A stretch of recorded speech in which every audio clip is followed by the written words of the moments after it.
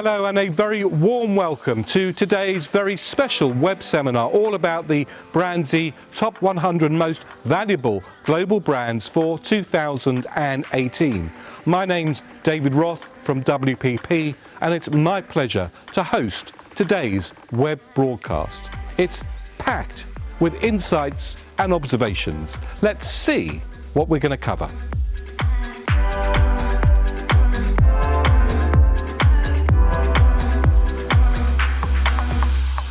In today's webcast, we're going to cover how the brands are valued, uncover the fastest risers and new entrants, as we count down the BrandZ Top 100 Most Valuable Global Brands for 2018.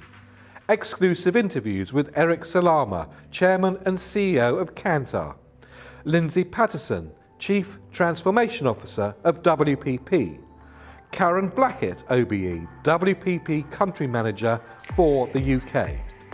Explore what's happening in the brand categories and in markets right across the world. Take a look at the highlights of WPP's special event, the essential things to know about working and competing with Amazon, and BrandZ's Top 100 Most Valuable Chinese Brands 2018 launch in Beijing. Hear from brand owners such as Richard Liu, CEO of JD.com, and Stefano Pessina, CEO of Walgreens Boots Alliance. We'll take a deep dive into various trends affecting brand building around the world with CEO of Superunion, Jim Pryor, and CEO of Marketplace Ignition, Eric Heller.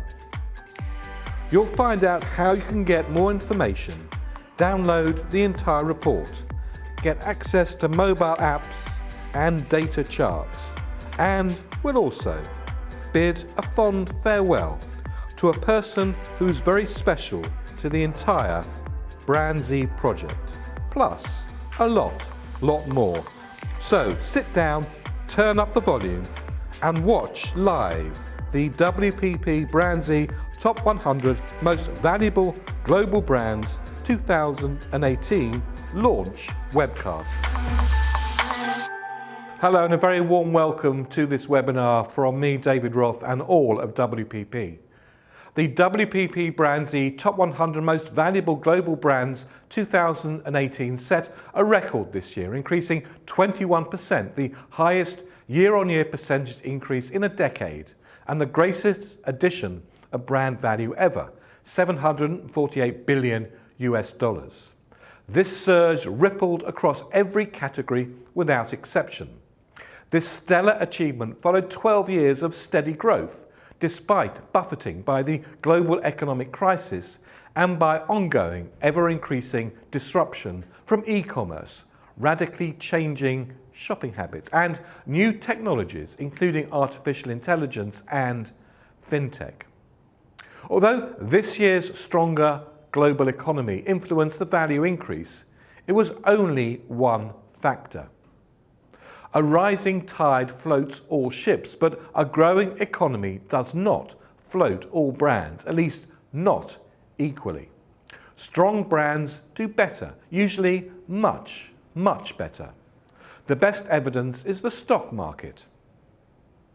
Over the past 12 years, when the S&P 500 increased 102%, the BrandZ strong brand portfolio, brands in the Global 100 with the strongest brand equity, increased 172%. That growth gap is worth a lot of shareholder money. And the gap is getting even wider. Brands that are different and innovative themselves disrupt growth value faster than even the strongest brands. Over the past 12 years, our BrandZ strong and innovative brands portfolio increased 226% in value, more than twice the rate of the S&P 500. Here's the key insight. Brands that depend on the economy tide alone may be caught in the turbulence. Growth, even survival, depends on being innovative and different and communicating those advantages in innovative and different ways.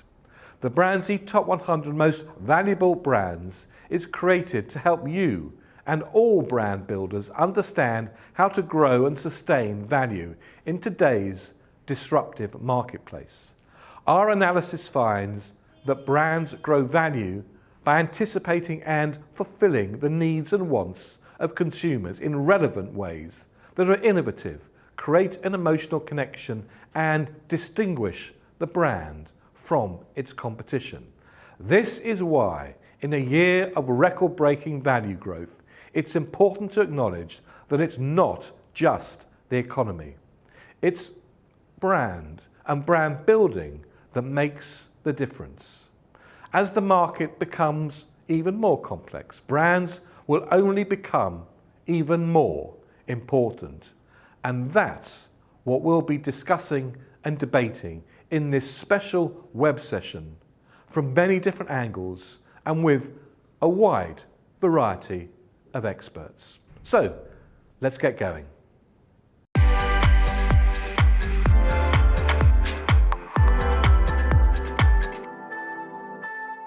Well, I'm now here with Elspeth Chung, who is the Global BrandZ Director for the Valuations. Elspeth, thanks very much indeed for joining us. There's probably a large number of people who are watching this broadcast for the first time, might not have watched over the course of the last few years, might not have been employees or colleagues of WPP companies. So let's start at the very beginning and let's just talk a little bit about the BrandZ data set and then how you get from the BrandZ data set to a brand valuation. Yeah, sure, David. So we are here today to celebrate the 13th launch of our global top 100 ranking today. But actually, BrandZ is way more than just brand value rankings. We are also the largest brand building platform in the world. So since 20 years ago, we have been interviewing more than 3 million consumers about the perception of 120,000 brands in more than 50 markets around the world. And BrandZ is not just big data, but also deep data. So we've been gathering a lot of insight, brand building insight, on the back of our 5.1 billion data point. Right, so this really is sort of big data on steroids. We look at that number of data points that we now have in the BrandZ data set that's available for all WPP colleagues right around the world for them to use. And we'll be talking a bit later about how you can get access to that various different data sets. But how do you go from an understanding of a brand through the BrandZ data set to actually a brand valuation? Yeah, so let's quickly talk about how we actually put a value on the brand. So number one, definitely financial value. So how much of the value of a brand that is directly related to the brand that we want to measure. So we want to find out in dollar terms what's the worth of a brand. But on top of that, more importantly, is brand contribution. So it's powered by our BrandZ brand building platform for the last 20 years of data. And basically, we measure the proportion of the financial value that is directly driven by a brand's ability to, number one, drive volume, and number two, to charge premium. And the two together will form what we call brand value. And this is how we rank brands in our BrandZ rankings. Now, one of the key aspects, I suppose, of the value of a brand is how the market sees it. And I suppose the ultimate of that is how the stock market sees it. Right. It's very interesting to have a look at how our top 100 most valuable global brands and the subsets of those perform against the stock market indices. Right, you're right, David. So since 13 years ago, when we first launched our global rankings, we have been tracking the share price performance of our strong brands, BrandZ strong brands. And what we find out is BrandZ strong brands outperformed S&P 500 by 70%. So if we take a more global view, we will see that actually our BrandZ portfolio outperformed the MSCI Global by more than 3 times. So it shows that again and again, brand building is not a cost. It is an investment that's going to give us a very long-term shareholders return. So investing in a brand, putting definitely money into growing, developing, maintaining, creating even brands, you see significantly higher shareholder growth when that brand is a top most valuable brand. Yeah. Now, before I let you go, you've been doing quite a lot of work looking at, I suppose, what one could categorise as consumer brands versus business-to-business brands, although I think that terminology is something that we need to find new words for. Right. When you look at, I suppose, more business-centric brand versus consumer-centric brands, Right. what do we see the main differences are in terms of how consumers and business people see them? Yeah, so definitely, David. So BrandZ, why BrandZ is the best in the market? Because we have all these consumer opinions on the back of it. And what we see is, number one, brand equity is still the main driving force for brand values. It's a very important element to it.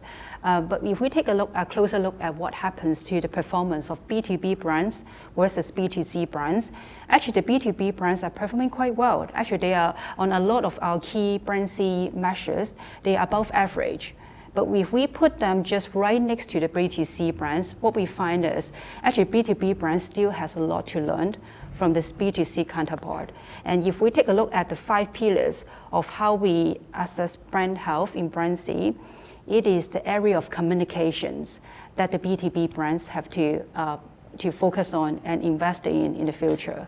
So we see that actually maybe it's an opportunity for the B2B brands to have more partnership with B2C brands in order to move on with the pace of the world. Well, Elizabeth, thanks very much indeed. You've had a very busy year because this year we've seen almost 15, 16 individual country rankings that you and your team have done. This is the top 100 global launch. In a few weeks' time, we'll be looking for the very first time at the Australian most valuable brands, and then closely followed by the Indonesian most valuable brands. So, Elizabeth, thank you and your team very much indeed. Thank you, David. Well, we've just seen how we value a brand. Now it's the time to see the results of those valuations. It's time to reveal the WPP BrandZ Top 100 Most Valuable Global Brands for 2018.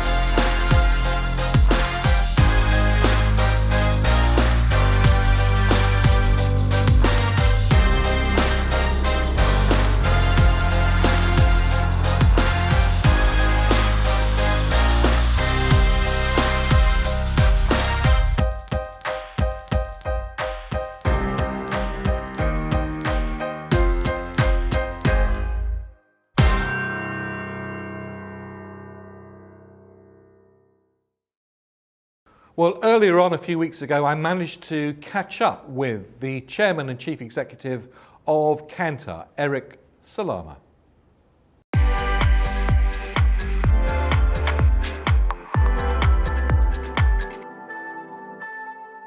Well, I'm now joined by Eric Salama, who's the Chairman and Chief Executive of Kantar. Eric, thanks very much indeed for joining us. It's quite interesting when you look at the ranking results for 2018. You know, in 2018 we see the highest percentage increase of the brand value that we've ever seen. We've seen every single sector increase in value, which is strange. Nice, but we don't see that every year. Does this mean that the world's economy is back in full tilt and we're well past the recession, which seems to have lasted forever? Well, I think companies are sitting on a ton of cash, so they can spend it in lots of different ways. And we are seeing companies thinking more and more about how to grow their top line and how to increase their prices. So I think to some extent, there's a lot of confidence in the business sector around the world, and we've seen that really everywhere. But we do need to remember that our brand rankings and our brand valuations are partly dependent on what happens to the stock market and to the financial side of it, and that has boomed everywhere. But it partly depends also on the relationship between the brand and the customer. And I think there we've seen a much more varied picture, with some of the brands not building a stronger relationship and some brands doing exceptionally well in terms of building that. I mean, from what you said, you spend quite a lot of time talking to global CMOs, global CEOs. Do you see them looking at what they're currently doing and saying, actually, the balance is slightly off tilt now and we need to sort of put our foot more on the accelerator of growing the brand and demand generating as opposed to managing costs, which seems to have been what people have been doing over the last few years? I think they're still going through both. Certainly in the packaged goods area, we still have a lot of our clients who are looking at their costs and cutting, and I think it's always worth remembering that kind of lesson that we've learned from BrandZ, and we've proved time and time again through other studies, which is that companies who invest in their brands do grow faster and grow shareholder value faster. But I think we are seeing a lot of questioning from clients as to how to spend that money, what's the best way of generating demand. So I think they all want to generate more demand. Some of them have got the kind of plan nailed and they're doing it, and some of them are still figuring out what it is that they need to do to generate that kind of demand. Now, for a long time, we've been talking, and in fact WPP has been investing in China for years, around a sort of a continuous growth.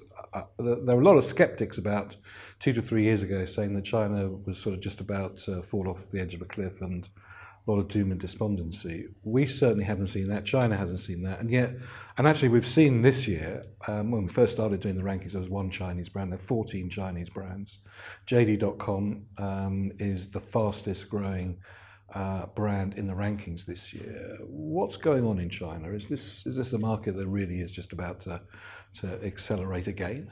So I do think we're seeing an incredibly assertive, self-confident China.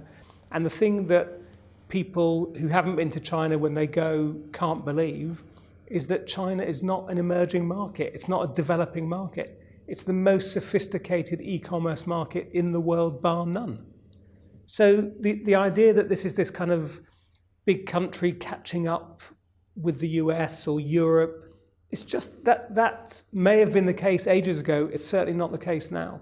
And do you think that model, if it is indeed a model, of large countries becoming much more self-confident in themselves and in their brands is something that we see or will see across other countries, and you know, giving a run for the money for the multinationals as well? I think we're seeing it everywhere. I think we're seeing it in India, where local brands are growing faster than multinational brands. We're seeing it in Indonesia. We're seeing it in Colombia. We're seeing it in Brazil. And I think what we're then seeing as a result of that is a lot of the multinational companies saying to themselves explicitly, we need to be much more country focused. We can't just take our global methods and roll them out. We need to give more autonomy to individual countries within a framework. So I think we are beginning to see much more of a battle at a local level And if you talk to most of the multinationals, in most sectors, their competition is not the other multinationals, it's the local players who are closer to the customer often, more agile, faster. They're sometimes family owned, so easier to make decisions. And I think that's where the real battleground is. When we spoke last year around the launch of the 2017 rankings, your Kantar First strategy was in its infancy. It's been rolled out for more than a year now. What difference is that making both internally but probably much more importantly to our clients? Well, we're seeing client SAT scores zoom up. Most importantly, we're getting the best of Kantar to our clients. So more often than not now, we're actually getting the best capabilities, the best thinking, the best combination of offers to our clients, regardless of what brand they're working for within Kantar. So I think clients have really responded well to that. It's a very difficult environment that we're working in, but we're growing share, we're growing customer satisfaction, and we have our clients quite openly saying, you're delivering to us in a way that you didn't 18 months ago, which is fantastic. I think the other thing which is beginning to happen is that for our people, they're getting more opportunities to really learn. There's a lot more sharing that's going on internally. People aren't keeping good stuff to themselves and worrying about sharing it in every aspect of our business, in marketing, in finance, in HR, in how you grow a business, in business development, in how you do events. I mean, really in every part of what we do, there's a real spirit of sharing the best and people learning from that. So we've still got a long way to go. I don't want to suggest that we're all done and dusted, but we're in a completely different place internally and externally than we were a couple of years ago. Now, I think many people think there's an elephant in the room which we haven't talked about, which is some of the press comments about what may or may not happen to Kantar in a slightly different WPP world. Yeah. What's your perspective? Well, Mark and Andrew have said that WPP is doing a strategic review, and that I have every confidence that they'll do a review which is in the best interests of WPP and all of its stakeholders. I'm very confident in the future of Kantar. I think we have a great business, we do great work, we have great impact on clients. So whatever happens, happens, but I think the people in Kantar will be fine, and Kantar will be fine as a business. I hope that it's within WPP going forward. So it's been a pretty strange year, Eric, hasn't it? It has. And as an Arsenal supporter, Arsene Wenger leaving Arsenal has been a big shock to all of us. Well, that's after 22 years. Martin leaves WPP after, 35, 36 years. Do you think we'll get a triple and the Queen might abdicate in 2018? Oh, please no. Well, Eric Salama, always a pleasure. Thank you very much indeed for joining us. Thank you very much.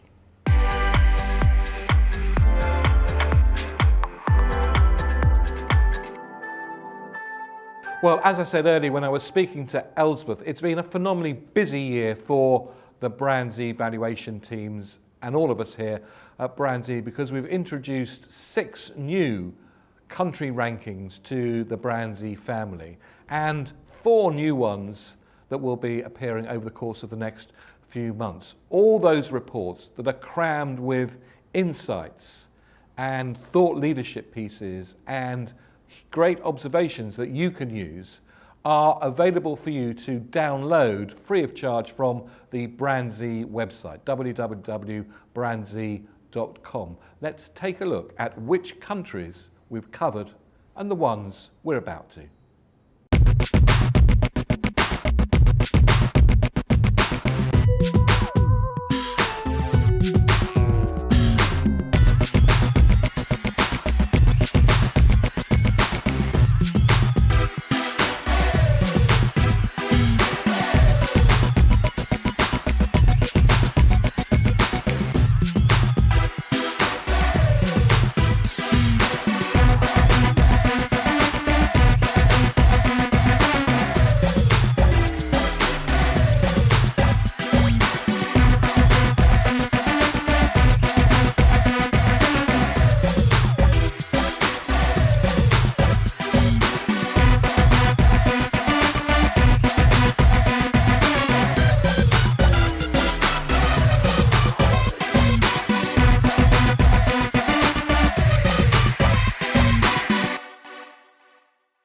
Well, as we said a little bit earlier, Elsbeth and her team have certainly had their work cut out for them in creating all the brand valuations for all of those rankings. Well, I'm now joined by Doreen Wang, who's the Global Head of BrandZ for Millwall Brown. Doreen, thanks very much indeed.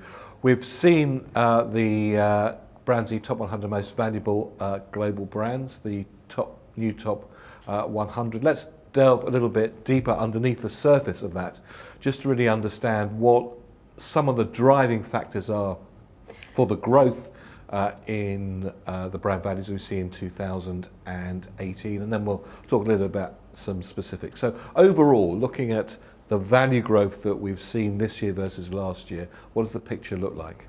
It is a record year, David. The global top 100 brands has a massive growth of 21% and reached $4.4 trillion. The number looks big. The number is actually very big. It's almost equal to the GDP of Japan. 100 brands value is equal to the third largest economy of the world. And we have value added only in the past year is $0.7 trillion. It's larger than the country GDP of Sweden. Over the past 12 years, and the total value growth is 204%, and the value added is $2.9 trillion. So that is a huge number. There are three key factors behind the growth of this year. Number one is the relatively robust economy. Number two is technology. The technology brands and the tech-related brands have achieved their value growth significantly. Here we are not just talking about Google, Netflix, and Apple. We are also talking about manufacturing brand, cosmetics brands who are partnering with technology brands in delivering superior consumer experience. For example, like Dior, Adidas, Shiseido all have grown their value a lot. The third reason is the Chinese brands are on the rise. And for the first time ever, the growth rate of the Chinese brands has doubled the speed of the US brand. And the fastest riser, JD.com, is from China. It's a leading e-commerce platform. Well, let's take a look at the top 5, because all of those factors you've spoken about are well reflected in this year's top 5. What do we see there? Exciting is Google has achieved a 23% value growth and retains as this year's number 1. And the Google, from driverless car to solar-powered contact lenses to machine learning, and there are so many innovations, and consumers' perception on the brand's innovation remains very high and keeps delivering meaningful and relevant services to the consumers. Apple, and also from the launch of iPhone X to AirPod and to Watch 3, and remains to be our number 2 and keeping reaching consumers. So number 1, life. number 2 this year are the same, but we see a change in number 3. What's We that? have a new number 3 this year. Exciting. Amazon has moved up to number 3. It's an ecosystem brand, as we all know, and from e-commerce to Alexa to the launch of Echo 3 devices, it's surrounding everywhere we are living. Yeah, we even have our own BrandZ Alexa skill for people to play around with. We do. And Microsoft is our number 4, and it's also the number 1 B2B brand, and very strong in cloud service and hybrid cloud. Now, you talked a little bit earlier about the growth of Chinese brands. This is now reflected in the new number 5. Yes, we have. It's not a monopoly by the US brand anymore. Now we have Tencent from China, first time ever entering the top 5. And Tencent is a social platform, from social to e-commerce and to mobile payments. And what's the significance of that, of a Chinese brand now being in the top 5 of the top 100 most valuable global brands in the world? We're seeing the battle between the West and the East, and specifically between the US and China for the technology leadership is escalating. Now, give us some big, bold sort of understanding of the changes that we're seeing in terms of brand value from maybe when we started doing the valuations, 12, 13 years ago to where we are today. You don't need to tell me we're living in a fast-changing world, and the total top 100 brands value 12 years ago is even less than today's top 10.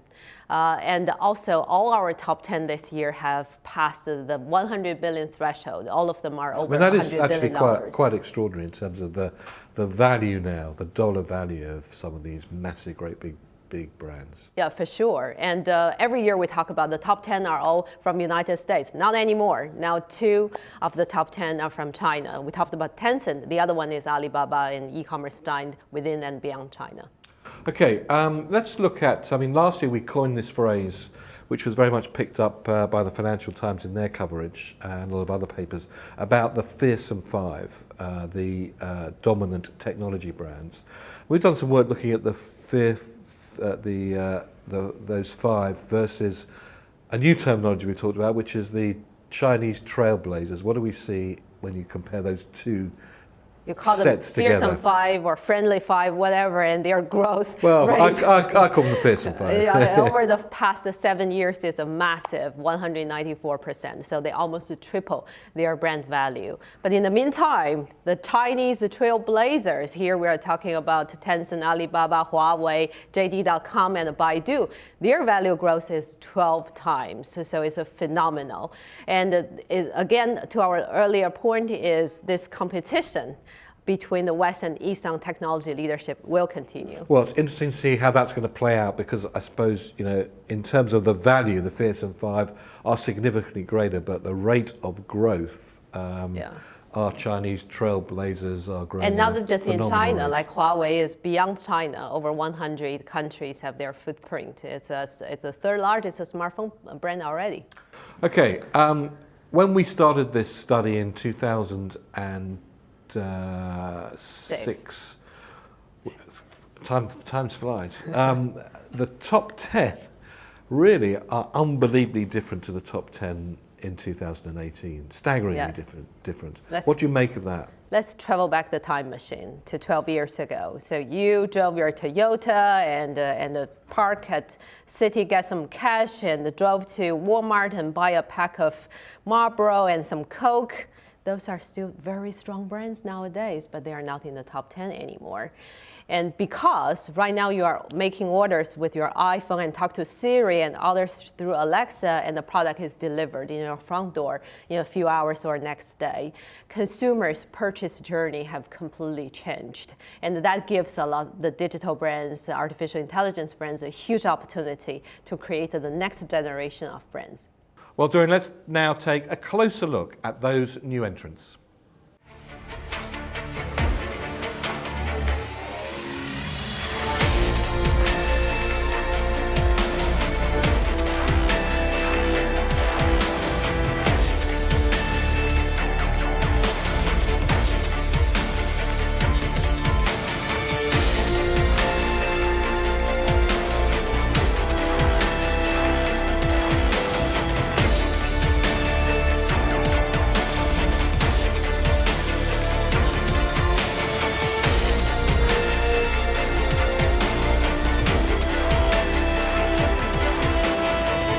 Now, this year we see some very, very interesting newcomers in the BrandZ Top 100 Most Valuable Global Brands. Give us an overview. They are from many categories from every corner of the world. Spectrum is one of the disruptive telco companies from the US. JD is the leading e-commerce in China. Uber, we don't need to mention how strong the leadership in the sharing economy. HP is back to the game. And SF Express is the leading logistics company in China and helping e-commerce penetrating into lower tiers. Instagram, 500 active users, a lot of teen users, and 25 million business accounts. So luxury and fashion brands did a great job on Instagram.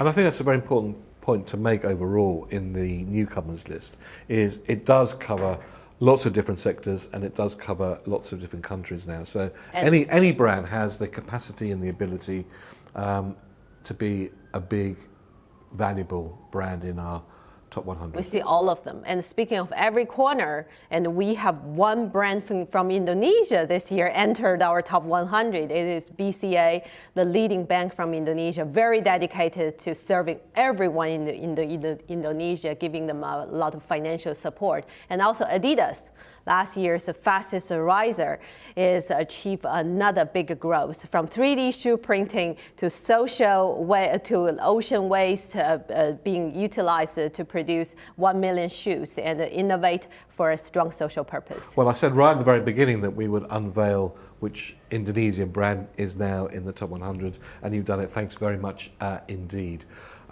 Very interesting when you look at those lists of newcomers in terms of their brand diagnostics versus some of the brands that have been there for some time.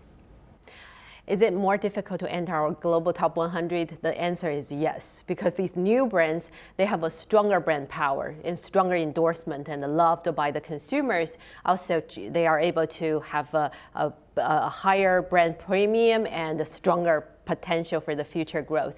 On the other side, those brands dropped out of the top 100 and their growth momentum is slowing down. So we live in this fastly disrupting world. If you cannot keep up with that speed, you are lagging behind. Well, Doreen Wang, the global head of BrandZ for Millward Brown, thanks very much indeed for joining us. Thank you very much, David.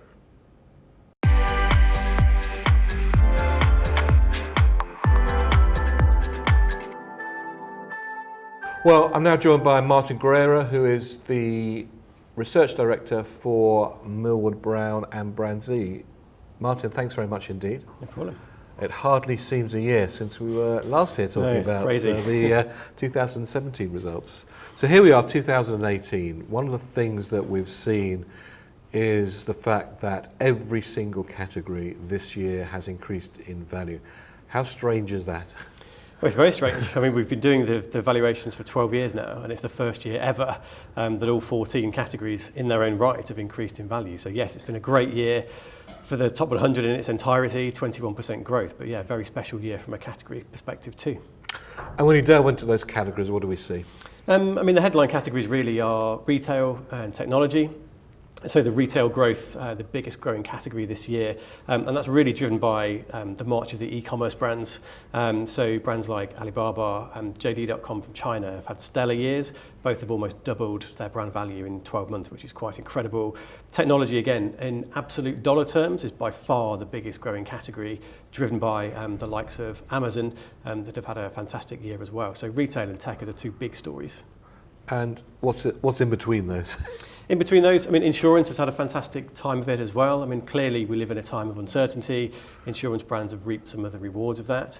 But those are the real big three growth stories this year from a category perspective. Now, over time, what changes do we see in terms of which categories, when we started, were large versus what categories now are large? Yeah, it's an interesting story. I mean, if we look back to 2006, it was really a two-horse race between consumer and the tech-related brands. But if we fast forward 12 years, we really see that those tech-related brands have taken a massive step forward, and they really account for the lion's share of value, more than half of the value for tech-related brands. So particularly brands like Netflix has had a fantastic year this year, Amazon as well, amongst others. I mean, technology as a whole, tech-related brands have grown by more than 350% over the course of 12 years, which is quite incredible and obviously reflective of the way that we as consumers are changing. Now, tech brands have done a remarkable job in creating alliances to grow their businesses, I suppose, taking the lead from Windows, Microsoft, sort of Intel. Yeah. We're seeing huge changes in the way in which some of those partnerships work. What can other brands learn from the lessons of that? Yeah, absolutely. So I think over the last couple of years, we as BrandZ have talked a lot about technology, the rise of tech brands, but we're clearly not saying that you have to be a technology brand to grow. So tech literacy, being able to build successful partnerships, take advantage of technological advances globally is increasingly important. And a lot of brands are doing that across sectors, not just the technology brands. So take Budweiser's partnership with Lyft as an example. Clearly, as a way to reduce drink driving, That partnership basically gives free rides to people who are basically out drinking with their friends as a safe way to get home. So a great example of a non-tech brand in Budweiser taking account of a partnership with a tech company like Lyft ultimately. But there are others too. So obviously in the news in the last couple of weeks, we've had the partnership between Nestle and Starbucks, clearly as a way of improving brand experience with Nespresso in mind particularly. So we know brand experience drives brand value. So really we feel that partnerships, the increasing prevalence that we're seeing is clearly a play by some of the big brands and some of the small brands to improve brand experience and ultimately drive value. Well, let's look at some of the specific brands that we see. PayPal's an interesting example. Yeah, so PayPal continues the partnership theme. So they've had a great year as well in value terms, but they've had very fruitful partnerships with both Visa, MasterCard and other payment providers too. And all of that has resulted in increasing meaningful difference, driving of brand value. And obviously as we see digitization of cash becoming more of a trend, mobile payments have increased 50% this year. So PayPal have positioned themselves extremely well to ride that wave. And those partnerships have helped them do that, and we've seen a fantastic rise for them this year. Okay, well let's take a look at some of the categories and some of the big trends we see. Let's start with fast foods. A particular favourite of mine. Yeah, mine too. So trust as well as partnership is another big theme we've seen this year. So we know and we've learnt over the years with BrandZ that those brands that are more trusted are the ones that are best positioned to grow in value.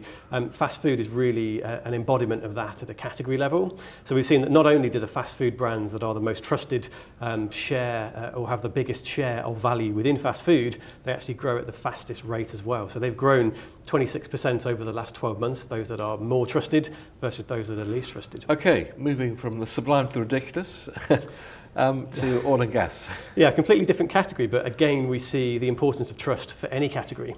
So Shell have had a fantastic year.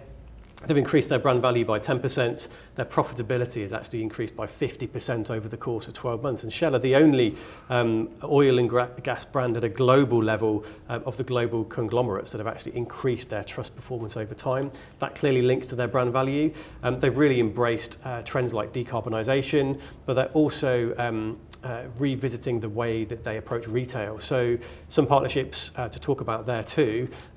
Drivers of Jaguar cars and Land Rovers as well can actually now pay for their fuel on Shell forecourts without even leaving their vehicles via mobile phone. So again, it's showing that partnerships and trust can really enhance brand experience and ultimately drive value. Shell's a great example of that. Well, I suppose trust is at its ultimate in terms of the luxury sector, because in a sense you're buying the trustworthiness and the efficacy of the luxury brand. What do we see there? What lessons does the luxury sector teach us all? Yeah, absolutely. So again, it underlines the fact that trust is important in any sector. Luxury, as you say, is clearly an example of that too. Gucci have had a fantastic year, our #1 most valuable Italian brand from our Italian launch earlier this year.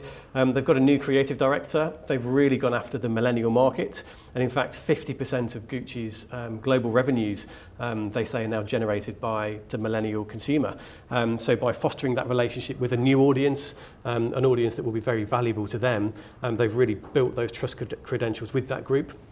And they're starting to reap the rewards. And we'd expect to see that brand continue to go from strength to strength.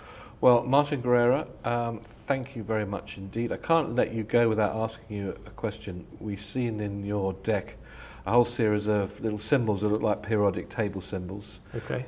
It's a project that we've been working on. Where's it from and what's it all about? Brand Genome, yeah, well that was, I'd like to think, a collaboration between you and me, almost a clash of the world of biology with the world of brands and chemistry as well. So by running a Brand Genome report for any brand in the BrandZ database, it can give the user a simple one-page overview of all of our BrandZ measures on one page.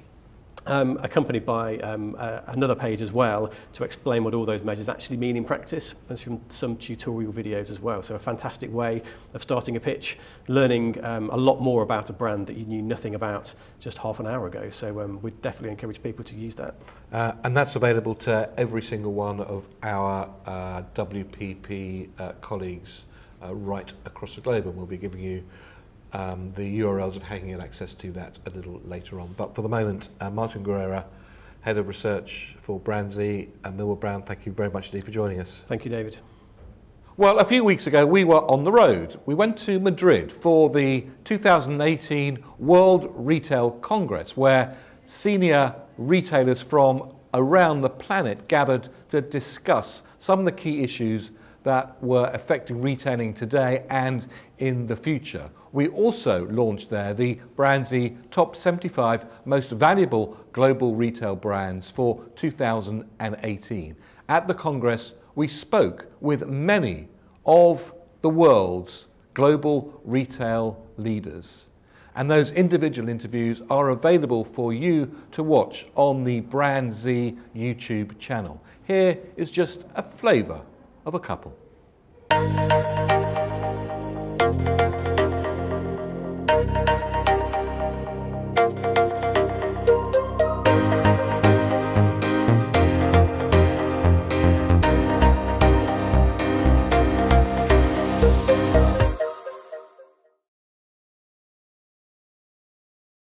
Your model is a very different model to other e-commerce players, especially in China. The concept of creating and developing a supply chain that you own and control. Why was that so important to you? I think a retailer, what's the value of retailer? To my mind, I think most two important things. One is customer experience, and another one to help the brands to making more value to them.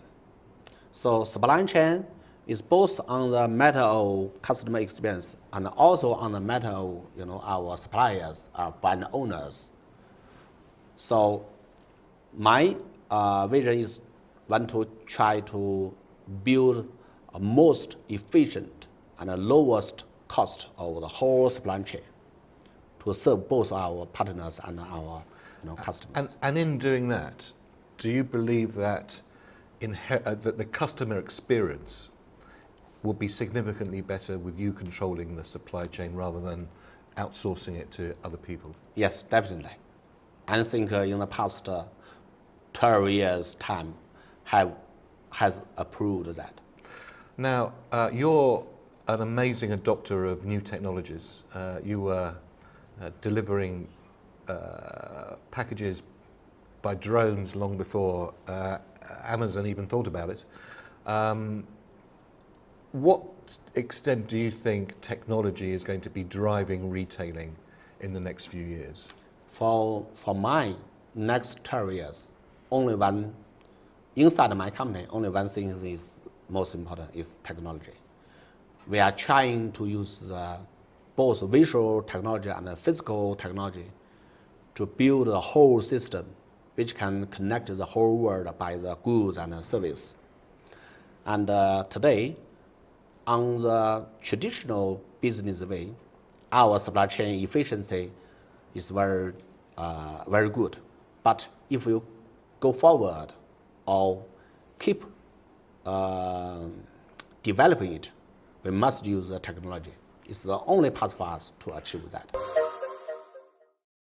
You work in a position with your customers in an amazingly high trust environment. I can't think of any other, apart from a hospital probably, where you demand trust.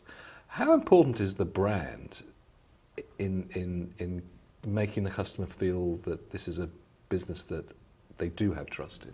Very important, very important. The fact that I am talking for us, but I could talk for all of our peers, the fact that we have a brand which has been on the market for more than a century, and we have brands, not a brand, we have many brands that have been on the market for more than a century, and has earned the trust of the customers. Of course, it's important. This doesn't mean that you don't have to continue to earn this trust, because if your customers are not satisfied, of course, they will go somewhere else, and even worse, they will make public their dissatisfaction, yes. Because now with Twitter, very quickly as well, very quickly, straight to you. And so you have to continue to satisfy them and to understand how they are evolving and evolve with them. you know, what I am always telling our people, I have said this for 40 years, you have to be ready to change and change and change again, because the change is the essence of retail. But as long as you can do this, you can keep your stores, and you cannot only survive but also thrive.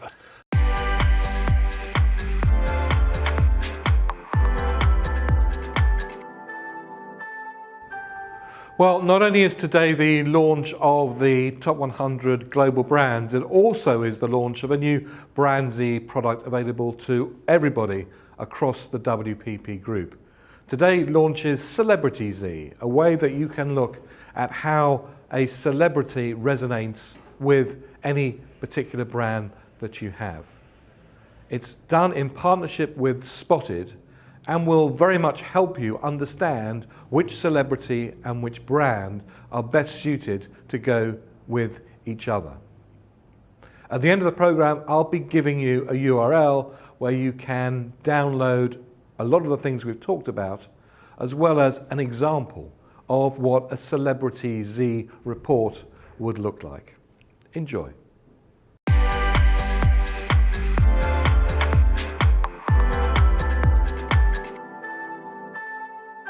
Well, I'm now joined by Peter Walsh, who's the director of Cantor Millwall Brown and the wise sage of BrandZ. Peter, thanks very much indeed for joining us. We're going to talk a little bit about the risers, the top 20 risers that we've seen in this year's rankings. As a generality, how would you classify that group of brands? I would first of all classify that group of brands as stunningly successful. That's not a bad category to be in. Yes, I'll be in the stunningly successful category, which to get into the top 20 risers this year, you needed to have grown by over 40% in value over the last year, compared to 20% the previous year. And what's really interesting is that the 7 of the brands are from China, and 7 are from the US. So again, we're seeing the battle between East and West, and the top 3 risers are all from China. Does that mean the battle is being won by the Chinese, or is the battle still in progress? The battle's very much still in progress, because certainly we see JD.com at the top, which has virtually doubled its value over the last year. And it's interesting because it's been doing partnership with Tencent, which is the #1 Chinese brand. Yes. And indeed, Tencent own a reasonable proportion of JD.com. Yes, they do indeed, and it's that partnership thing for mutual success which is very, very abundant. Alibaba is the second top riser, and that brand, just to get the scale of that, on the last Singles Day, it sold over 25 billion worth of goods. So if you and that's just in one day, Peter. That's in one day, and that is the equivalent to the value of a top 50 brand, a Mercedes or a BMW. And at number 3, just only marginally behind that, we see the third Chinese brand, which is Mutai, which is a really fantastic premium Chinese wine spirit brand, which is benefiting very much from the rising middle and upper middle class as they go into lots of home entertainment. I've had many Mutai hangovers in the morning. Doesn't feel as good as it did the previous night, I can assure you. And of course the price you paid for it also would be a premium as well, which is why they're making so much money. What about towards the back end? I know you said that list is, to be on that list is sensational. At the back end of that list, what are we seeing? Yes, indeed. I mean, well, as I say, there's a whole mix. Shiseido is a very interesting brand from Japan, which again is driven by a great sense of purpose. So that brand is also grown up at the 40% level. Amazon, of course, which is only marginally behind Tencent in terms of adding the most value this year. Tencent added over 70 billion, Amazon a mere 68 billion. That is quite extraordinary given its performance last year. So it's not as if they're annualizing a small increase. The big are growing bigger, and Amazon's interesting because obviously it's launched its first Amazon Go cashierless shop. or outlet, so you just go in there and buy and nobody hassles you, just take your goods, it automatically bills you. More bookshops going into physical space as well. And also Amazon Studios produced a film, The Marvelous Mrs. Maisel, which won a Golden Globe. And how can you forget Whole Foods as well? So with that, Peter, don't go away. We'll be back with you very shortly. Thanks very much.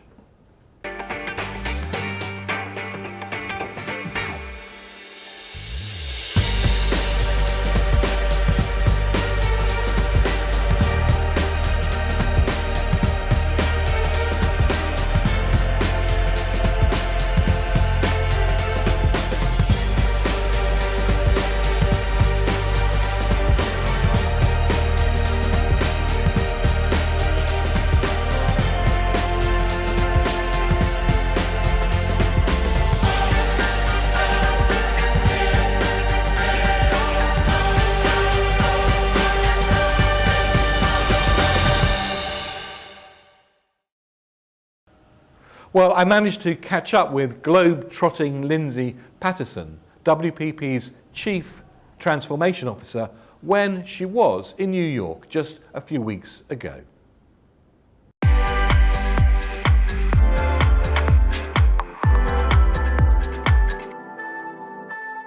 Well, I'm very pleased to be joined by Lindsay Patterson, who is WPP's Chief Transformation Officer. Lindsay, thanks very much indeed for joining us. It is impossible to read any newspaper or trade magazine, the marketing trade or any trade for that matter, without transformation being at least in 5 or 6 different articles. From your perspective as WPP's Chief Transformation Officer, what is transformation in today's business world? I think transformation is the positive way to tackle the disruption that everyone is facing in our industry. So I use the phrase created at the World Economic Forum a couple of years ago about the fourth industrial revolution, which is a technological revolution, which has fundamentally changed the way that we live, operate as consumers and businesses. So true end-to-end transformation, because technology now enables everything to be connected. So I think it's really important, as we recognise that all of our clients are going through significant disruption and technological change, and as consumers are experiencing that themselves, that we ourselves show that we are ready to transform. Fundamental opportunity, or the fundamental role, is to accelerate change, to be agile and to change ourselves actually ahead of the market rather than in reaction to the market. Now, you're clearly spending a lot of time talking to our clients and potential clients. What is it that they want from a marketing services group in today's environment, and probably more important, in what they envisage tomorrow's environment is going to be? I think there's some really core themes, which is, I think we have, as WPP, we've delivered very successfully on integrated offers or client teams that have been put together to create kind of one access point into WPP. And we create team structures that are bespoke for each client. What clients want now, we still see clients really wanting an integrated offer, but they want a much more fluid, a much more agile and adaptive model. So that is actually a significant change. They still want integration. They need integration because our world is ever more complex. But they want us to be simpler to access. They want WPP itself to be easier to navigate. And I think the other fundamental shift now is because of that technological change and the opportunity that affords. The clients not only want an integrated team, with a clear leader that can access across the group, but they want an end-to-end operating system underpinned by a technology stack that means all of their data points can be connected. And so the core change probably that we're seeing over the last 18 months is an end-to-end connected customer experience enabled by joining all of those data points with a technology layer below. And given, I suppose, that very data-centric world, what challenges do you see for us in terms of WPP across the world, but also in terms of how our clients organise internally to be able to take advantage of that sort of vision of sort of real-time trading. We need our clients to be as adaptive, fast and fluid as agencies need to step up and be as well. We need to have conversations with their CIOs and their CTOs, not just CMOs, because obviously those functions are now interconnected. So I think the worst thing that could happen, or the danger of what could happen, would be that the CIOs or CTOs are not conjoined to the CMOs and your data strategy at a client level is not joined up. I mean, we need to make sure that the client is using their data as effectively as possible, and that we on the agency side are able to do that as well. So we need to make sure that all elements are connected. So that would be the challenge back into clients, is to ensure that their C-suite is totally aligned on their own technology journey. Now, a universal data stack is probably something that everybody is going to aspire to in this sort of new world. Going back, I suppose, to the old analog world, if we could use that analogy, is people and talent. What's the challenge now to retain really good quality, talented people, given the pools on talent from established companies, startups and high-tech companies around the world? I think we need to fish in a wider pool. I think we need to have really clear programs, and some of our agencies do this incredibly well. Some of our markets do this incredibly well. Actually, we need to be linked into university programs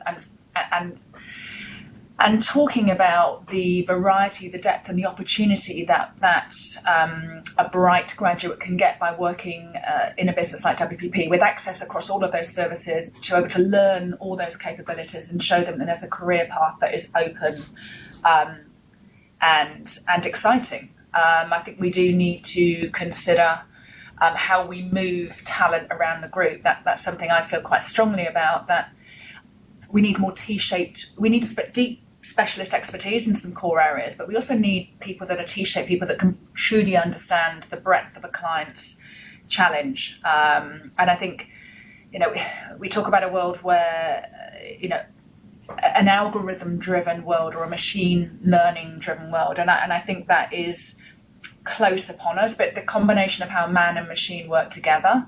Yeah, I would like much further categorise as sort of algorithms meet human rhythms, and it's that sweet spot in between that that's actually going to be the thing that defines those people that are going to win and those people that are going to be also rans. Yeah, you still need to set the rules for what that machine learning or what the AI, what the algorithms are going to go out and set to learn, and someone needs to interpret that data, needs to keep changing that. But obviously machine learning can help accelerate all of those performance pieces. But talent is everything. We're a service business, and of course we need to invest in infrastructure and in tools and in systems. But ultimately, the people that walk through our lifts and in our doors and up our lifts every single day are what clients buy. But we all know it's about the personal relationship, that I trust you with my business. So I'm passionate about that. I think what is interesting, and again, something I read about a lot, or I would try and practice once you've read it, is we need to really understand that the generation of people coming into our business, or the majority of workers and colleagues in our business, are Gen Y. And they have very different attitudes to what kind of working environment, culture, their learning opportunity, the transparency they expect from their leadership. And we need to ensure that we are leading in a much more open, collaborative way. There's mobility. What about diversity? Yes. So as you may know, and some of my colleagues will know, we launched a program at Maxis, the media agency I used to run, called Walk the Talk, which is about empowering our senior female leaders to understand any internal barriers they have, self-limiting beliefs, take some time to think about their bigger game, their bold moves, how to create a strategy to get there. Because when we look at the very top of our business, whilst we are pretty good overall and good at a senior-ish level, we still need more women to get to the very top of our organisation. And then once you broaden out from a gender diversity area, you need to then think about ethnicity, cultural sensitivity. We have a programme called All Means All at a Group M level, which is about LGBT. And we also need to think about age and economic diversity as well. to ensure that we are bringing people in from different backgrounds, because we all know it makes better business sense to have more diversity of thought throughout the organisation, and certainly at the very top of the organisation. So finally, Lindsay, in your talks with clients, with our WPP companies, how do you see the future? Are you optimistic or pessimistic? I'm not even half glass full.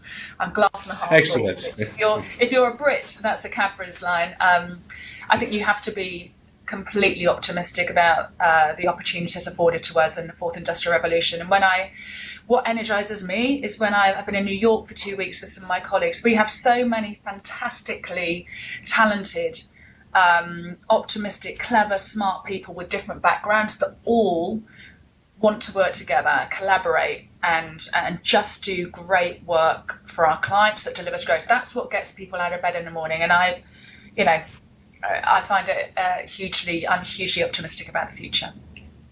Well, Lindsay Patterson, Chief Transformation Officer for WPP, thank you very much indeed for joining us. Thank you.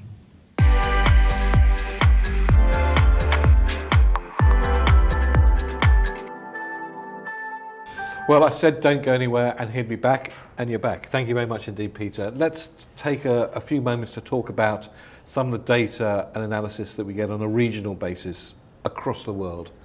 Yes, indeed. There is a mixed picture, David, actually. If we split the world into 3 bits, I think it's best to illustrate that.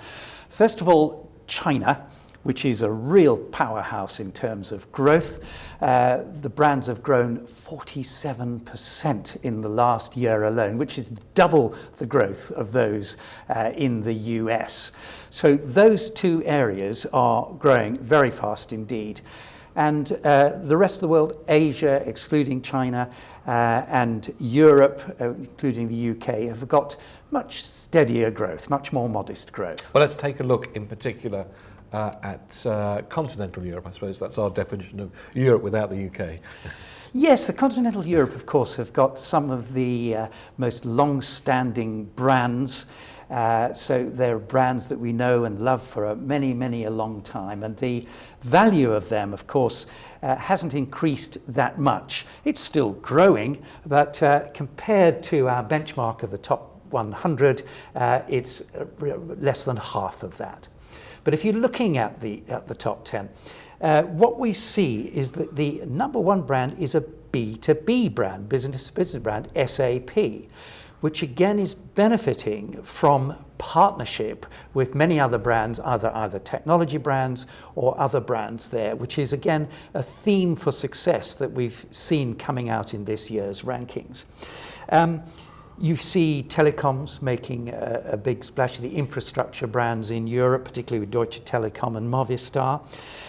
Germany, of course, is the home of the luxury car.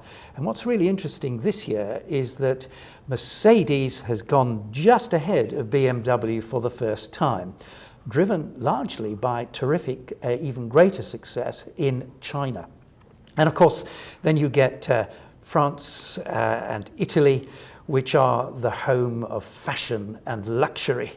So those brands also benefiting from the growth in the China area. And for the very first time this year, we've done a separate ranking of the most valuable French brands and the most valuable Italian and German brands. Yes, indeed. And we'll see those coming out, and we'll see how they get on compared to this year in the following years. Well, here we are in our studio in London, so we can't ignore the UK. Yes. Even if the UK is trying to ignore Europe, what do we see when we look at the top UK brands? Well, the UK top 10 has the lowest of the comparable top 10 growth that we see, a mere 69%. So let's put that into context. 69% is still many millions of dollars that brands are adding because of their attraction to consumers.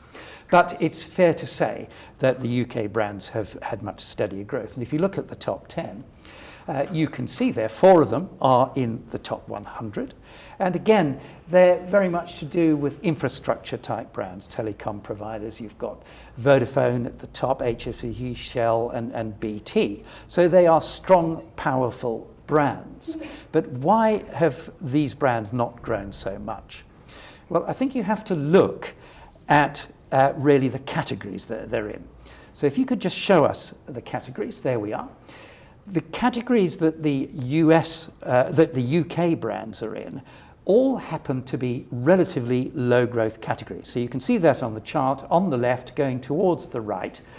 All of those 6 categories there have got a UK brand in them, and they're low growth. And most of those, of course, also have low innovation scores. Now, you've done a lot of work on looking at innovation and the importance of innovation. And in a funny way, innovation can't be underestimated now, can it? It certainly can't. So it's a perception of innovation. So do the consumers think this brand is the latest thing that I'm getting for good value for the brand that's making my life better? And so disrupting and leading the way in a creative sense are very much what the innovation brands do. And of course, what we see is that innovation is a fantastic growth driver. It's 7 or 8 times the brands over the period of 12 years that we've seen.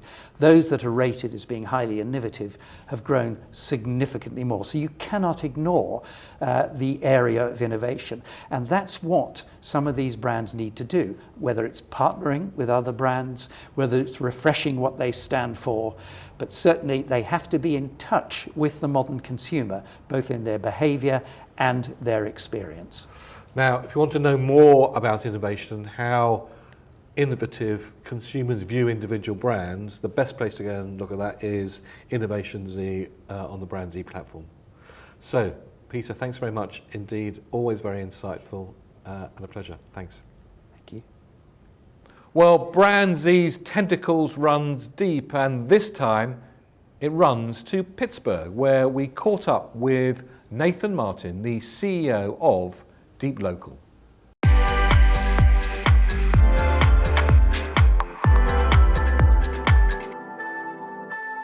Well, I'm now here with Nathan Martin, who is the Chief Executive of Deep Local. Nathan, thanks very much indeed for joining us. Thanks so much for having me. It's a pleasure. One of the key observations that come out of the BrandZ data is how important innovation is. In fact, one of the key ways of driving your brand value is by being seen as highly innovative. Brands that are seen as highly innovative grow their brand value around the 9 times the rate of those brands that aren't. In today's environment, Nathan, what is it that actually defines innovation, and how should brands be innovative?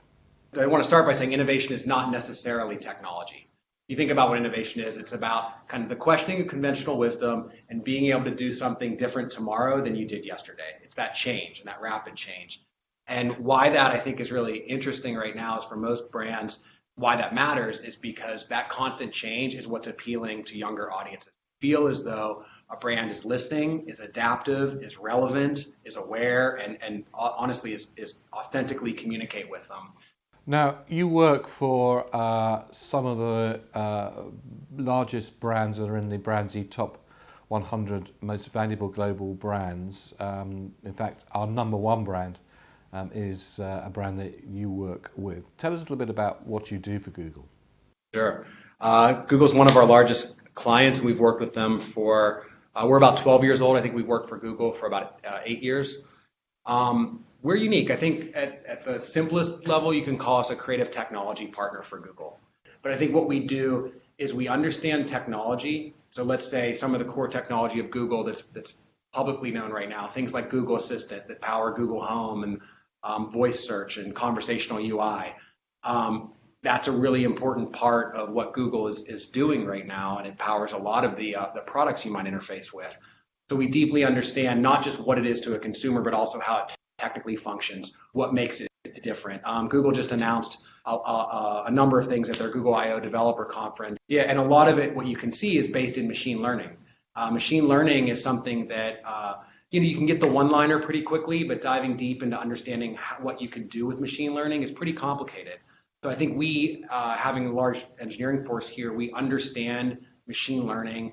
we understand cloud technology, we understand the Google Assistant, and by understanding those things and combining that with storytelling, now how do we take these deeply complex things in a highly competitive space that are difficult to communicate the value to a consumer, and then combine that with story, and then combine that with experience design. So essentially our whole company is really creative technology, story, and design. People want to start to experiment in this area. What are the two things that they need to be doing now? So you can start to provide value through, we're right now probably using machine learning in a lot of the things that we do on our phones, on our devices, and we may not just recognize it as machine learning. So I think getting in does not need to be as complex. So the very first step is demystifying the new technology. I think that's important to do with every piece of new technology. Learn what you're actually talking about. And that includes everyone, not just engineers.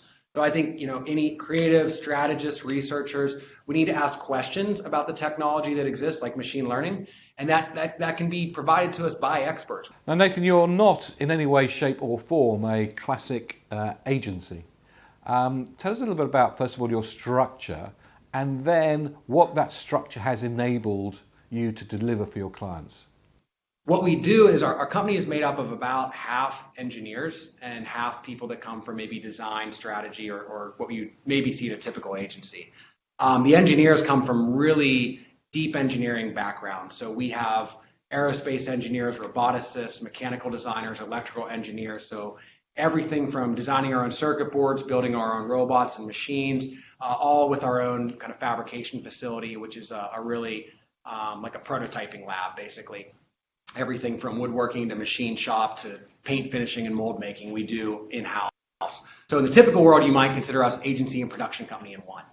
What that's enabled us to do is we've also evolved our creative team from people that don't typically come from agency backgrounds. So when we work on a brief similar to an agency with a client, a challenge, we respond with a team that combines story, which might come from strategy backgrounds, which is basically what's the point, what's the story we're trying to tell, the simple message, the connection to the brand.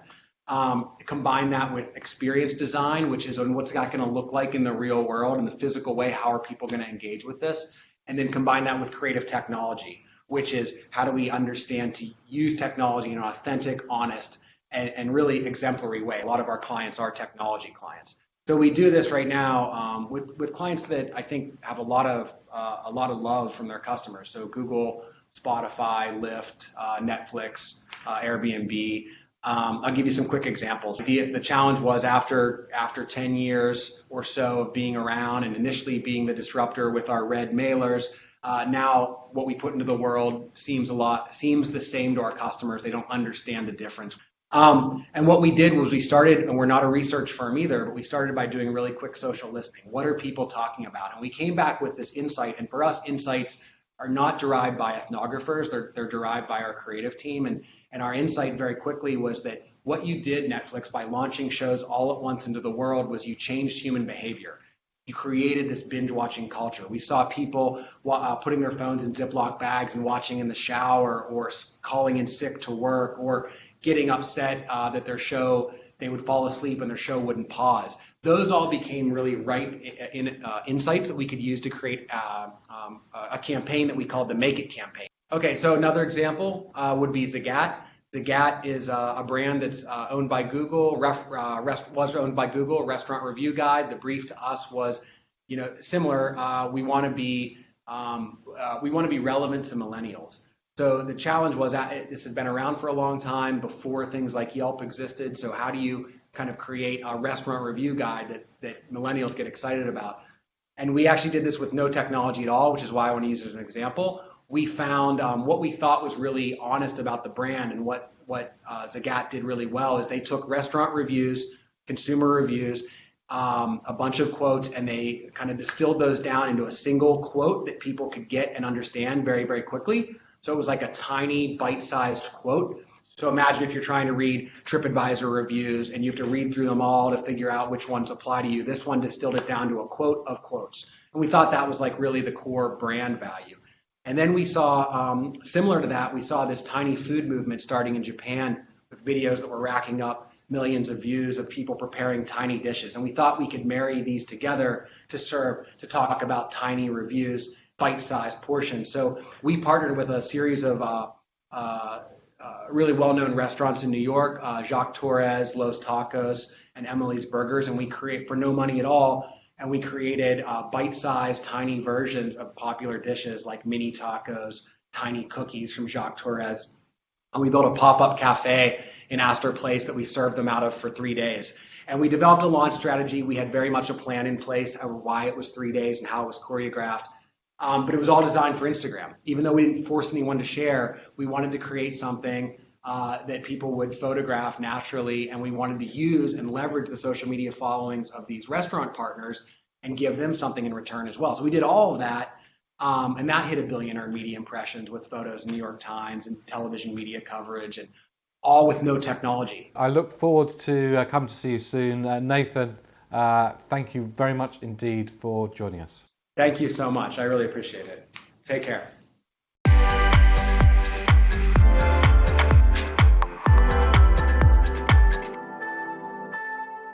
Well, it was only a few months ago in Beijing where we launched the WPP BrandZ Top 100 Most Valuable Chinese Brands for 2018 in a packed room full of about 1,000 brand builders and opinion formers. We discussed some of the key issues related to China and brand building. Here's a flavour of that event, together with hearing from Anita Huang, who is the operating partner and CMO of Sinovation Ventures, one of China's leading artificial intelligence companies. And of course, artificial intelligence is going to become an extremely important part of all of our lives.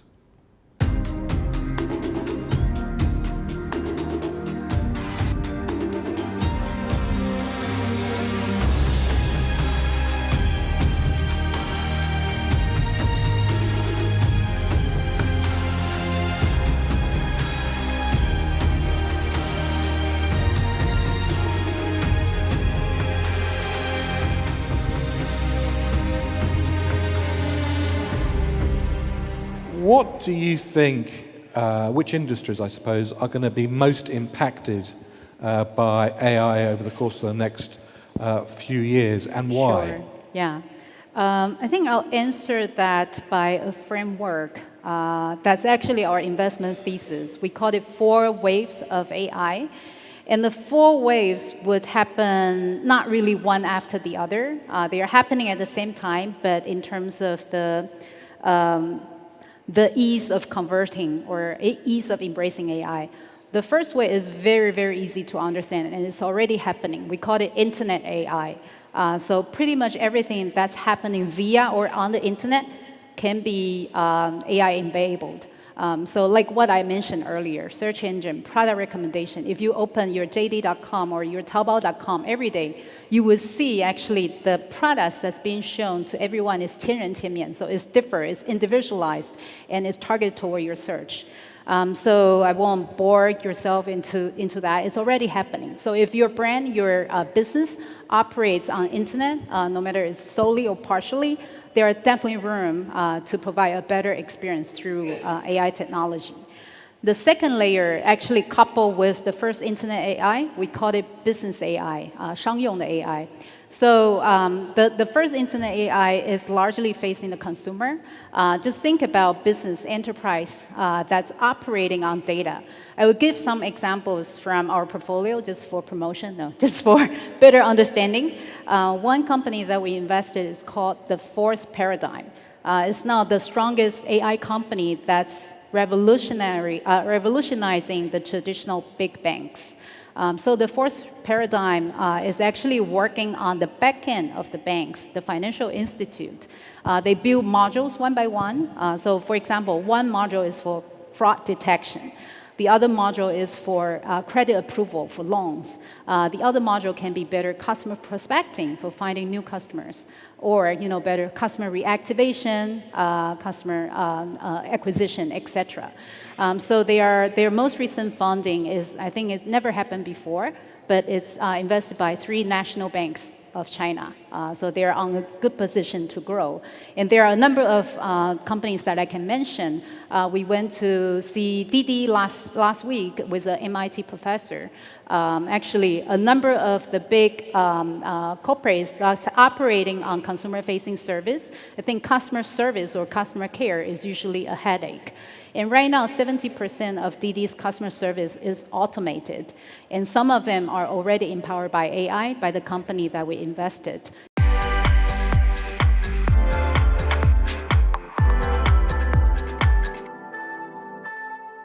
Well, it's always a pleasure and a delight to hear from our next guest, Eric Heller, who is the Chief Executive of Marketplace Ignition.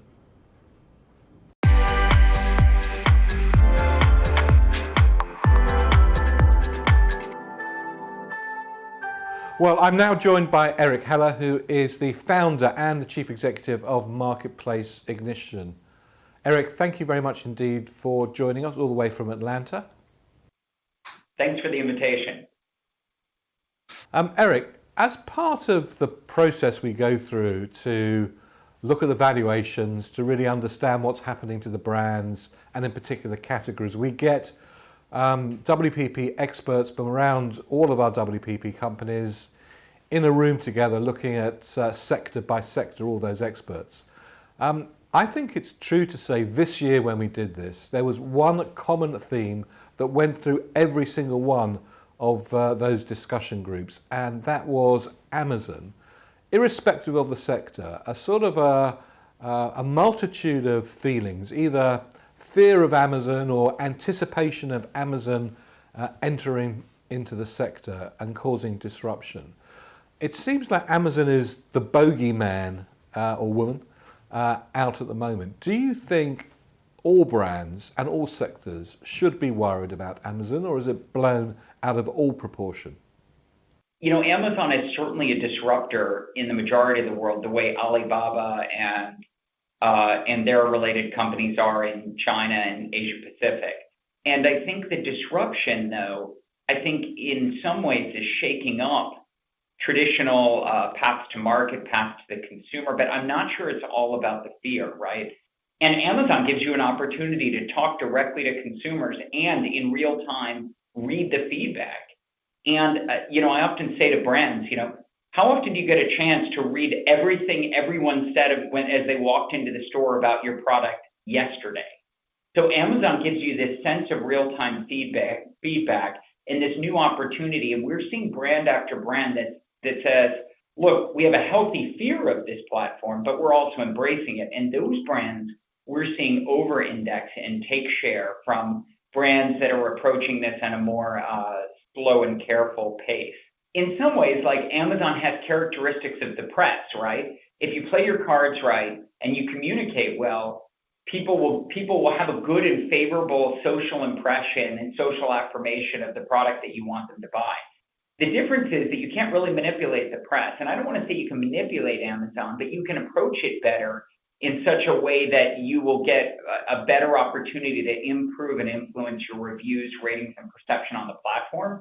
And that can, in many ways, get a kind of affirmation you didn't have access to before. It's really hard to affect the press, but it's not so hard.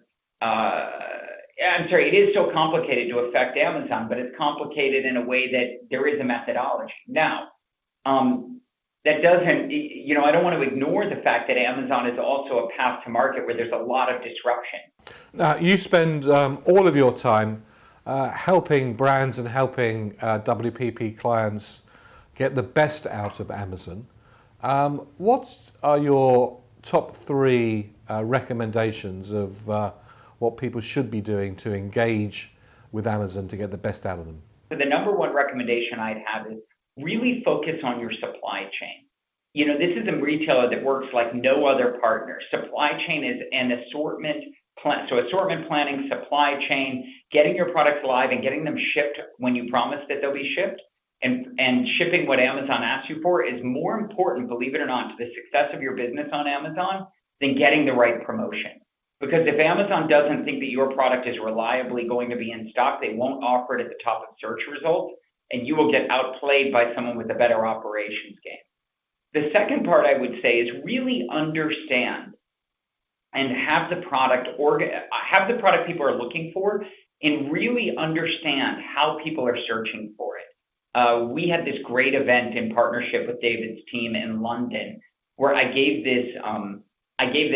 This was back in October of last year, and I gave this great example of a client of ours that was selling insoles that they thought for the geriatric community, and they had described this thing as incredible in all institutional environments, will not increase the slip and fall hazard, and great for all Velcro footwear. But when we went back in and mined the keywords and mined the customer feedback, the feedback for this product was best insole ever for post-marathon foot pain. And it's such a great example. I don't mean to necessarily reuse the exact same example, but the reason why I was thinking about it this morning is someone asked me about that example this week at that WPP event. And it's such a great example of understanding your customer in e-commerce can be different than your customer in physical commerce, and be ready to embrace who that customer is and where they want to buy and how they want to buy it. And the most nimble brands are these digitally native brands who go into every e-commerce environment understanding exactly what people are looking for, and then go in and adapt the product for that or the description. Now, it seems hardly a day goes by without a story from Amazon or from the market saying Amazon about to go into category X or category Y. You've got a pretty good insight into the world of Amazon. If you're a betting man, what categories do you think they'll be in by the end of 2018? The layup here answer is health and personal care and health and wellness. And I use the word wellness specifically because we've seen their growth in supplements. We've seen them purchase Whole Foods. We've seen that integration get bigger. Here in Atlanta, where I'm based, I can get Whole Foods, anything from Whole Foods delivered with my Amazon purchase in 2 hours. And, we've seen Instacart depart. We've seen Amazon Flex move in. I think that we're really going to see the growth of this. And we know that Amazon is not just solving for customers, but they're solving for employees with their combination with JP Morgan and some other players to try and create a health solutions for employees. And so I think that they're really going to do a lot of experiment there. Well, Eric, you mentioned the seminar that we held in London the latter part of last year, and also in New York. The resources from those sessions will be available to you as well for people watching this broadcast, and we'll give you the resources URL to look at and download all the material at the end of this broadcast. But for the moment, Eric Heller, the founder and the chief executive of Marketplace Ignition, thank you very much indeed for joining us. Yes, absolutely. Thank you.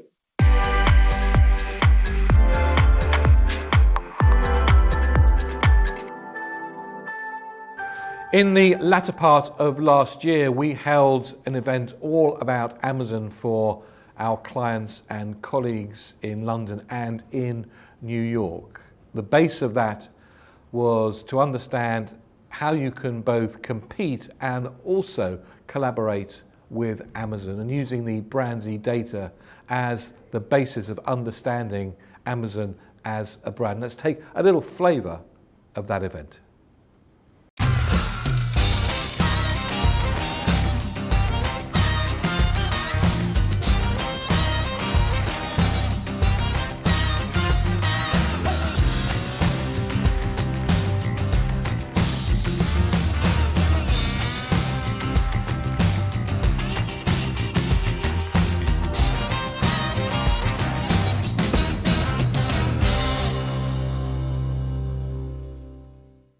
Amazon Web Services, that's their cloud business. Why are they in the cloud? Well, they're a technology company. They have a lot of data. They need to store a lot of data.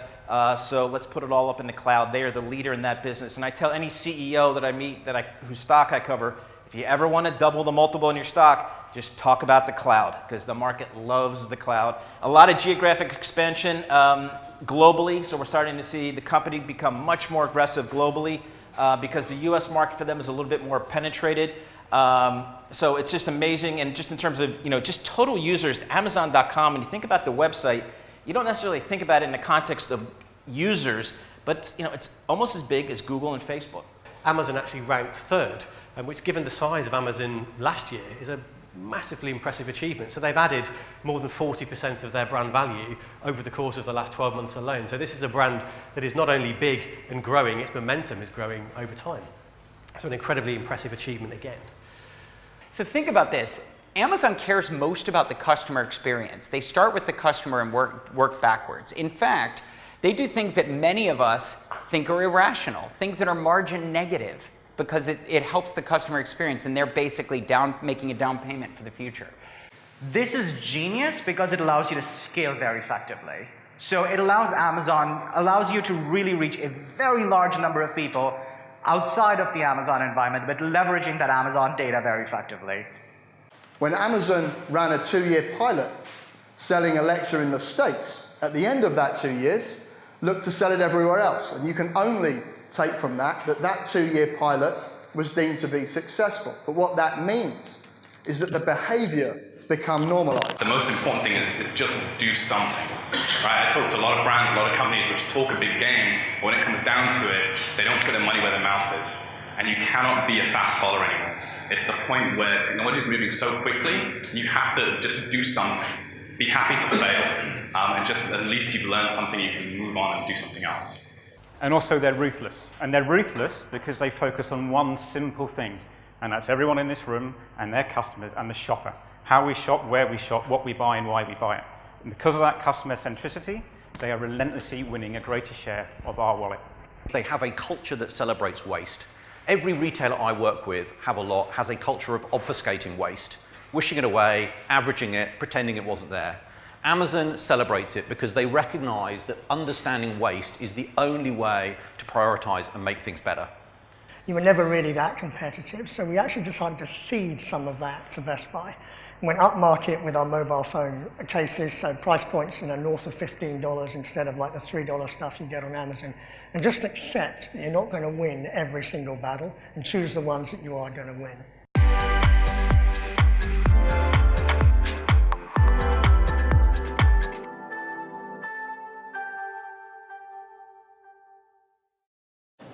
Well, I'm now here with Karen Blackett, OBE, who is the WPP Country Manager for the UK and is also a UK Government Trade Ambassador. Karen, thank you very much indeed for joining us. Pleasure. A nice, sunny London day for a change. Karen, you've recently been appointed as the Country Manager for WPP here in the UK, one of WPP's most important markets. What's the role of the country manager? And I suppose most importantly, how will this benefit our clients? Look, I think the role very simply is to try and help our clients' businesses grow, to try and help connect them across the different parts of WPP. We have got brilliant, amazing superheroes within our organisation, and I talk about how we should be an Avengers Assemble of talent. So lots of different organisations with superhero powers, and it's knowing when to connect them in order to help our clients' business grow and in order to help their business sprint. So my role really is to work with our opcos to make sure that they know each other and know the skill sets of the opcos, and most importantly talk to our clients to know that when there's a particular business issue, what is the unique combination of different opcos that we can bring together to help solve that particular business problem, or to help make sure that they are navigated and connected to the right people. And that navigation and that curation, I think, is going to become more and more important as clients look for specific sort of skill sets to add to their internal teams. Look, I think we've got amazing skill sets, and I think part of the difficulty that clients have is knowing when to tap into those different skill sets or knowing what some of the opcos do. So, Lindsay Patterson says really eloquently that our role is to solve, not sell, and that's exactly it, to make sure that as those different areas of a client business becomes more specialised or it requires a new skill set that they might not have internally, to try and help connect.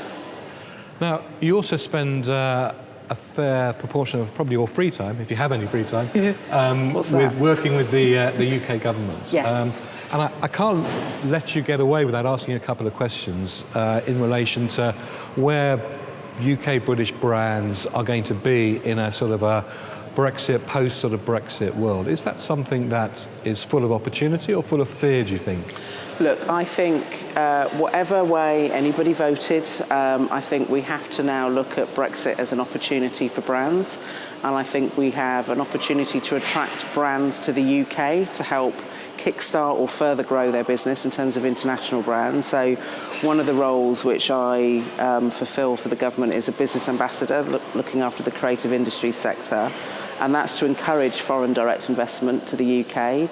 And I think Britain and Brand Britain is very well placed in terms... And what does Britain bring to the party? Why should people inwardly invest into Britain? Look, in the I think there's world? amazing culture. I mean, recently we had Best Countries survey which came out where the UK ranked as number 4. I think there is a fantastic sense of entrepreneurship within the UK. There genuinely is. There's fantastic diversity in the UK, which I think can help when brands are thinking about different consumers that buy their products.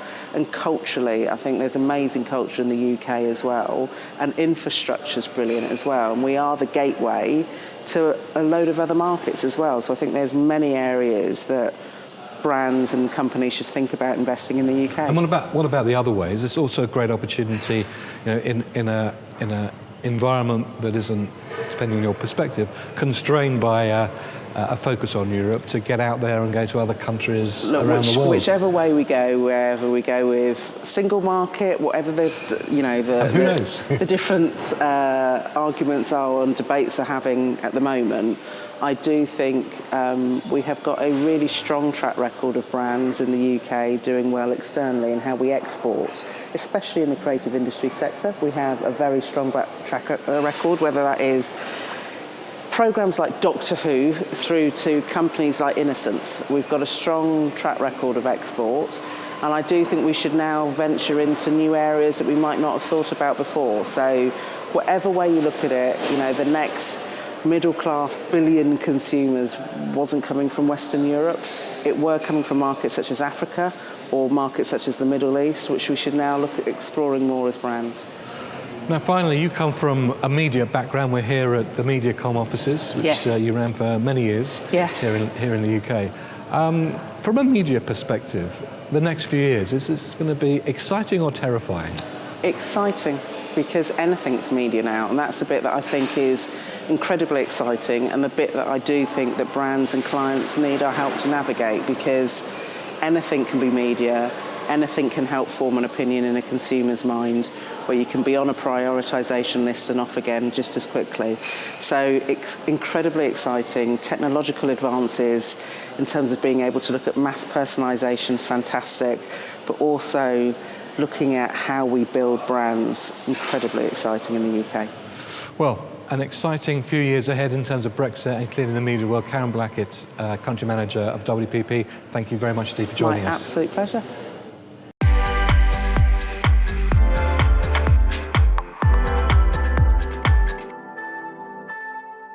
Well, I'm now with Jim Pryor, who's the chairman of Super Union. Jim, a pleasure to be here actually in your new offices. Brand new office. Yeah. It's very nice it is too. Thank you. Super Union is a new WPP entity. It's the combination of a number of companies that I think everybody watching today's broadcast is very familiar with. Brand Union as an example, Lambinair another. What was the genesis of Super Union? Why put all these well-known brands together into one entity?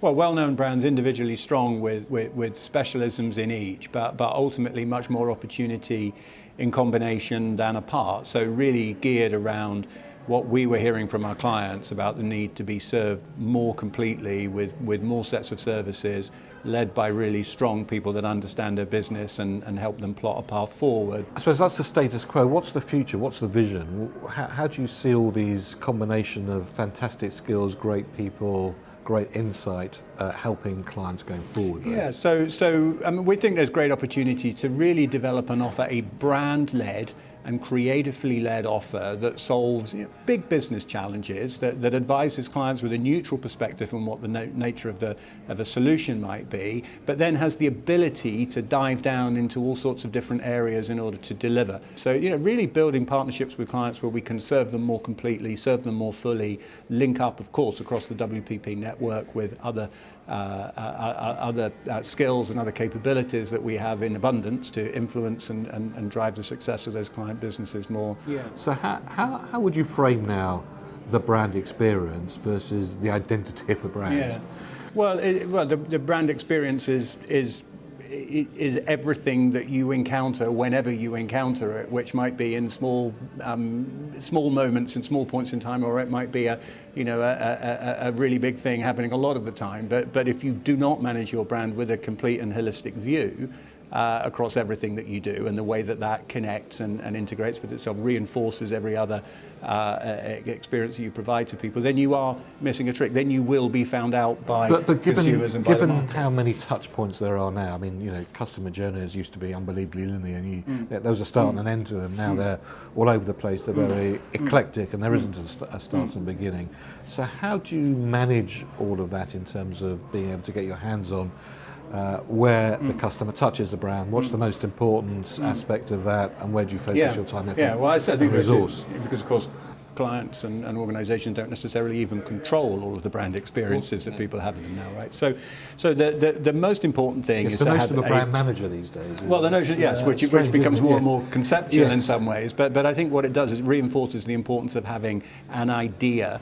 A strategy, something at the heart of your brand that is clear, that is defined, that is unifying, and that goes across everything. So, brands almost move to me there's a very high level philosophy, almost a position that sits at the heart of everything, and then there's a lot of granular detail and activity that sits between. So it's the bits in the middle that really get challenged. You've got to have a unifying idea in your brand, and you've got to be prepared to deliver against that and manage against that in a consistent way across the whole landscape of your brand. Now, one of the themes we see in this year's BrandZ Top 100 Most Valuable Global Brands for 2018 is an increase in value of, I suppose, brands that are outside of the developed markets. So I think what we would classify these days as fast-growing markets. Those types of markets, we're talking about maybe Indonesia. This year we got our first brand from Indonesia in the top 100. India, Malaysia, a lot of those, and China of course, a lot of those countries were very slow in actually getting to understand how important that overall concept of what the brand is and how it manifests itself at every single touch point. But I sense that's changing. I think it has. I mean, I'd almost argue that they were never slow at getting it. They just didn't start getting it until recently, and then they've got it really fast. A characteristic of all those markets is that they learn fast, really fast. Whether that's in the adoption of technology, or whether that's in the adoption of general business process and practice, or whether it is in this case in the notion of brand in all those markets you mentioned, a real fast pace of change there, a real enthusiasm for the brand. It's interesting, in a country like Indonesia, a lot of businesses are family owned, or at least controlled by small numbers of people. That gives them permission actually to move really fast. Well, every chairman has a crystal ball to see into the future. Looking in your crystal ball in the branding and area, what do you see are the major developments that's going to be important for all of us going forward in the next few years? I mean, I think there are a couple of things. One is differentiation is absolutely key to organizations now. It is no longer enough to be able to compete on the basis of good quality product and good pricing and generic. One might argue that has been ever so, but I'm not sure. I think we're really entering a time now where differentiation is absolutely key. I think that's going to become more and more so. The question is, what is the real value that you give me as an organization that I could not get from somewhere else? Well, Jim Pryor, you've got an army of brand engineers now around the world to be able to implement that. I think your crystal ball looks very exciting. Thanks very much, Steve, for joining us. Thank you very much, David.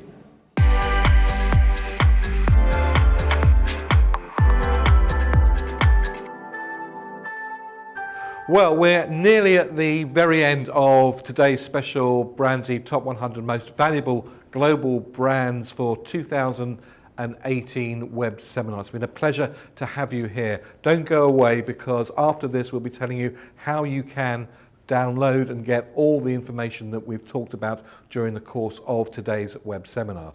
But we can't leave this web seminar without saying a massive thank you to somebody whose seminar this is going to be their last one, and that's Peter Walsh. Peter has been with BrandZ ever since it started. In fact, before it started, when it was just a concept and an idea. And I said earlier that he is the wise sage of BrandZ. He really is the foundations and the rock of BrandZ. So Peter, on behalf of all of us, we would like to say thank you very much indeed. Thank you very much for extending the period that you were going to work at EMEA Brandon with us for a few more years, so we can get the knowledge and the wisdom extracted all from you. It's been personally an absolute pleasure and delight to work with you for all of these years. You've always been unbelievably generous with your insight and your knowledge, and a real rock, and somebody who I can always go to for great, good, impartial advice and a continuous amount of innovation. All of us wish you an absolute joy and health and success in your forthcoming retirement. Peter Walsh, on behalf of everybody at BrandZ right across the world, thank you very much.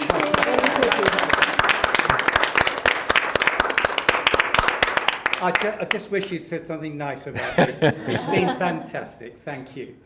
Peter, thanks.